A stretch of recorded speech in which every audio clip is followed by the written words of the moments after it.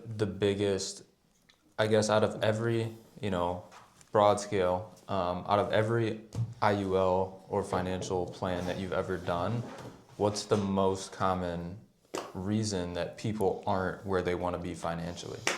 Yeah, so I would say the biggest pain point, nice. By podcast, hang on, yeah, third time's a charm. Oh my gosh. Fourth time's a charm? Nope.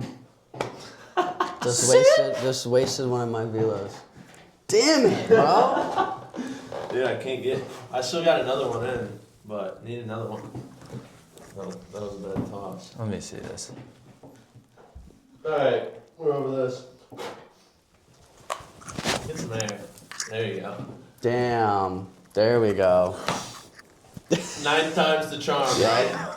And a little bit of cat hair and Yeah, a little whatever. Keep the immune system on point, Exactly. And keep it aware. Okay, so to answer your question, so your question was, what's the most common thing that what's the biggest pain point that people are trying to alleviate when they sit down with us, right? Or just like what's like the most, I guess, the biggest reason that people are financially stuck and don't even realizing it, because super easy. Yeah, with the closing calls, and being on watching you set up these plans with people, one of the ways that we kind of go about it is obviously, having them explain their goals to us, and then, okay, how you're set up now, are you going to be able to hit those goals with what you're doing now? No. Okay, why haven't you done anything to hit those goals? Yeah, I why? don't know. So basically your question is, why does it have to take them talking to us? Yes. For them to actually get set up on the right track. Right.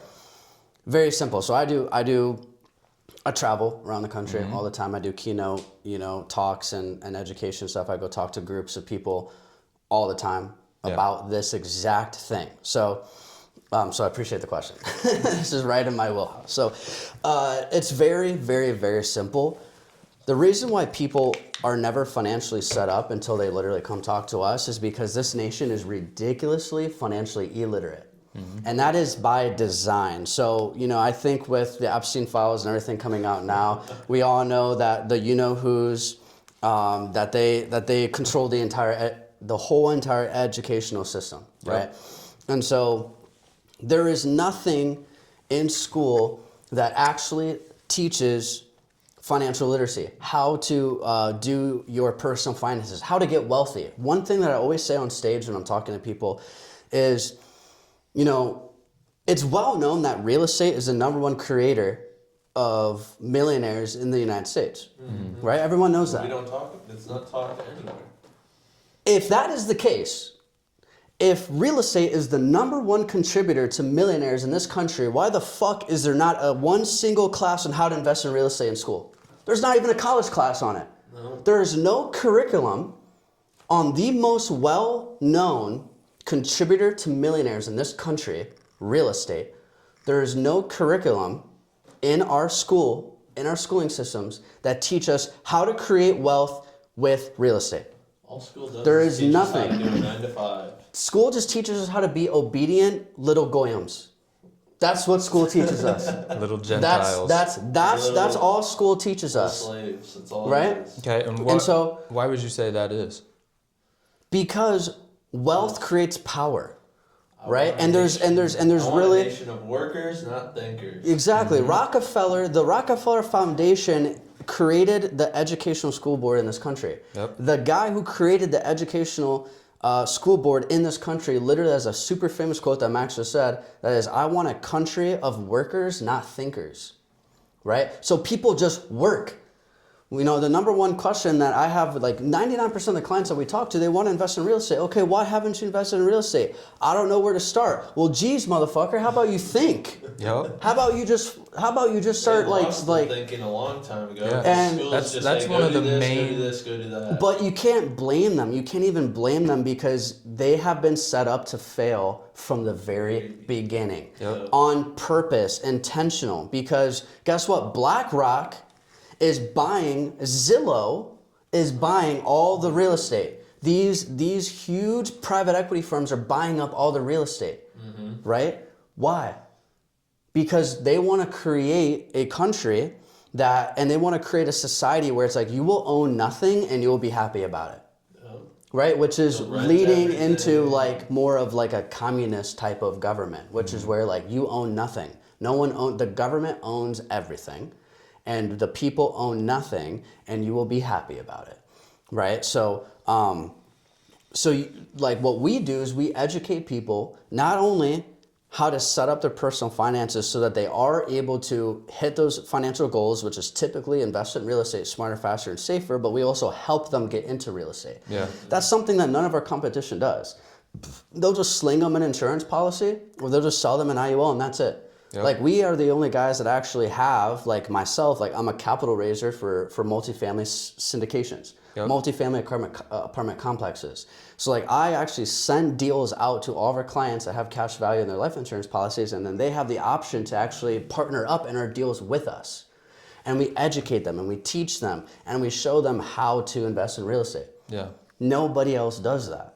And so so back to your main question, the biggest reason why people are not able to invest, the biggest reason why people come to us and they're stuck and they feel like they can't get ahead is because they don't know anything about inflation, right? They think that inflation is the cost of goods and services increasing. That is not what inflation is. Inflation is your dollar is devaluing so rapidly. Like this energy, this energy drink did not get any more expensive. We are sponsored by Knox. Your dollar, the purchasing power of $2 used to be enough purchasing power to buy this. Your dollar lost so much of its value. It lost so much of its purchasing power that the only way to equate or regain the amount of purchasing power that dollar used to have is you need more of them to buy the same stuff. So what is the only way to hedge against that, right? I always say this on stage too, Americans lose money by saving money. How do Americans lose money by saving money? Because they save money in savings accounts that earn less than 1% interest. Since inflation, with the hyperinflation after COVID, we're printing all this money, we're sending all this money to different countries, and we're funding these wars, and now we're about to get into a war with Iran for no freaking reason. And it's like your dollar is losing anywhere from 3 to 6% of its purchasing power every single year. So no wonder you feel like you're fighting an uphill battle. No wonder you feel like you can't get ahead, because you are literally going backwards by saving money. And you have to have your money at a bare freaking minimum. You have to have your money sitting somewhere where it's outpacing the rate of inflation, or you will always be going backwards and you will never get ahead. And that's the biggest thing that holds people back, is that they just save. And they save and they don't know where to put their money, because all these other type of accounts that they could put their money into to earn a higher yield of interest, they're locking up their money in money jail.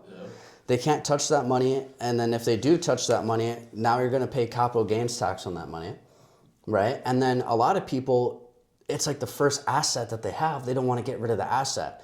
So because they want to keep the asset and don't want to sell off the asset to realize their gain and then pay capital gains tax on it, they just hold on to the asset, and now they lose their liquidity. So. And people in today's world, anytime he talks, just give it to him. And people in today's world, they really don't even know like where to put their money, because we're not taught it. So they're kind of just, all they know is a 401k, a savings, and a Roth IRA. So like, okay, if I do this, awesome, I'll be set. Yeah, maybe when you're 65, you'll have $1 million. Dude, so many people don't even know that they could take their 401k and put it into a self-directed IRA, and instead of having their money sitting inside of a 401k or a normal IRA, is that they could have their money in a self-directed IRA, and that just means that they can choose the asset class that their money is participating in, which that could be real estate, that could literally be Bitcoin, that could be anything that they want. Not anything, but like there's a much larger, broad scale of what that looks like. And so many people don't even know that. You know what I mean? And that has nothing to do with insurance. So it's not like we're only telling people strategies to where like they can only get an IUL. We lay it all out to them, and we weigh all the different options. And then from there, if it makes the most sense for them to move forward with the IUL, then that's what we're going to do. Yeah. I feel like too, a lot of people in today's world, they're scared because they don't know these things. So when they hear about a new thing, they think it's too good to be true, or they're like, "There's no way this is real. Like if it was, I would have known about it, right?" So they're ultimately, already on edge when they hear about a new thing, and like, I don't know, I just want to be using my savings, my 401k, my Roth, because that's literally that everybody talks about. Those are the only three things usually everybody's talking about on how to actually make money, or investing. But most people don't even know how to do that either. So they're already a little scared, and now it's like, nervous. And then to go back to like the insurance sales side of things, is like these guys that are in sales are never taught this stuff.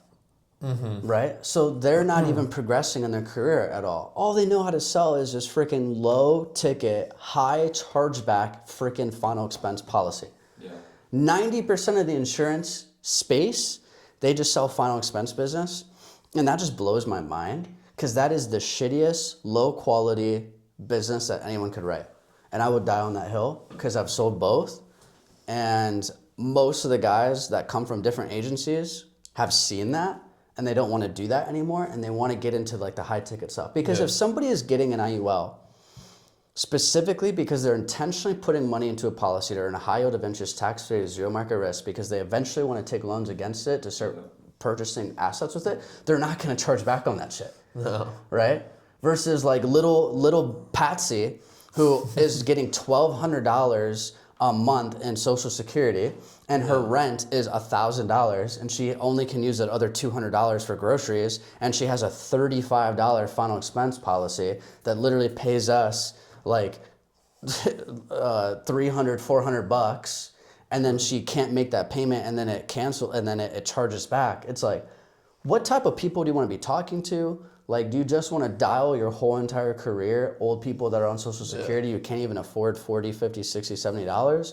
Or do you want to be talking to people who are going to be putting hundreds, if not thousands of dollars into a policy to actually do cool shit with it? Like, do you know how many clients have sent me pictures of like a real estate property or a house that they bought using the loan from their policy? And they're like, "Thank you so much, Ryan, for setting this up. I just got my first property, many more to come in the future." Like, that is so much more fulfilling, and that is way cooler than selling final expense. Because it's great to make money, but it's a lot better to keep that money. Yeah. Whereas with those ones, you're making it and giving it back 4 months later. That's no fun. Which is why those companies only give you a 9-month advance, because they know the business doesn't stick, versus all of our business, they give us a 12-month advance because they know that the business sticks. Yeah.